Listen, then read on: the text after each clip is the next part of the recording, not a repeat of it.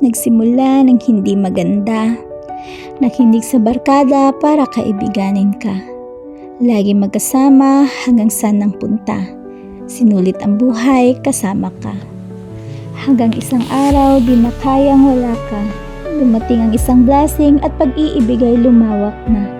Nasundan pa ng pangalawa at do'y parang umpisang binago na. Ang dating masaya, dahan-dahang napalitan ng mukhang hindi maipinta. Nangakong magbabago pero pinilit lang pala. Hanggang sa nakapagtrabaho para sa pamilya. 1, 2, 3, at sa pang-4 doon mo na naisip na di na pala kaya. Ang mga pabalik-balik na duda kahit alam naman niyang walang iba, kahit pinaramdam at pinakita mo na, parang wala pa rin namang halaga. Hanggang saan mo ba kaya?